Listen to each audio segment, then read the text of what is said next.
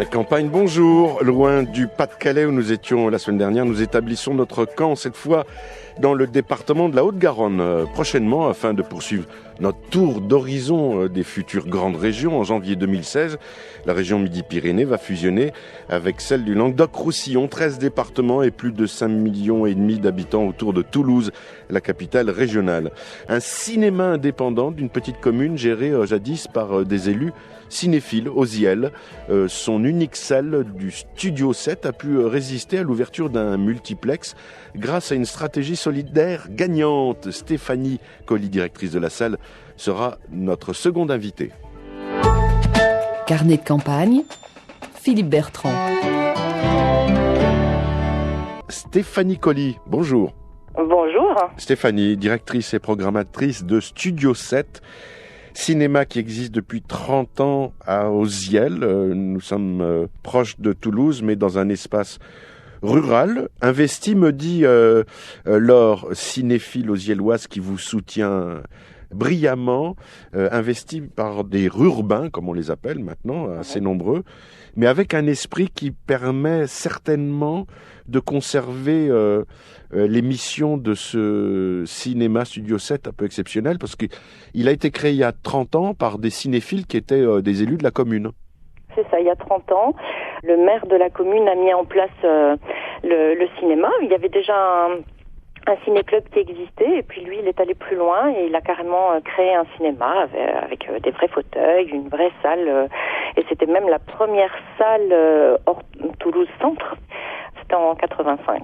Quand on est un cinéma associatif indépendant, on doit trouver son identité et la marquer par une programmation. Alors, on gagne des labels au fur et à mesure qui vous donnent le loisir de développer des thématiques dans le cadre de ces labels. Mais on commence comment au départ ? Alors, au départ, on va dire que Studio 7, c'était un cinéma très généraliste qui mettait plutôt en avant les films d'actualité les plus porteurs. C'était aussi, à l'époque, ce qui était le plus recherché par les spectateurs. Et puis, petit à petit, effectivement, s'est mis en place une identité un peu différente, notamment après 1997, où il y a un gros multiplex qui s'est installé juste à côté de Studio 7, à 5 kilomètres. Et du coup, le conseil d'administration de l'association a choisi un autre chemin, c'est celui de la RSC. Et puis, une grosse place a été faite à la programmation pour le jeune public. Et ça, c'était indispensable, parce que quand le multiplex s'installe à la Beige, la fréquentation de Studio 7, à Oziel, 1400 habitants, chute considérablement. Ah bah oui, on a perdu 50% de nos entrées dans les 2 premières années. Et puis progressivement, on les a retrouvées. Forcément, la nouveauté avait attiré beaucoup de monde, et puis rapidement, en fait, les gens qui aiment certaines formes de cinéma, et puis aussi d'accueil et de convivialité, certainement, sont revenus vers nous, et puis progressivement, on a gagné de plus en plus de spectateurs, et puis aujourd'hui, on accueille, selon les années, presque 30 000 spectateurs. Oui. Pour redresser cette barre, alors vous avez bénéficié de labels, jeune public, patrimoine et répertoire, recherche et découverte, vous êtes classé aussi à Arrêt Essai, mais vous avez fédéré d'autres acteurs liés au cinéma aussi.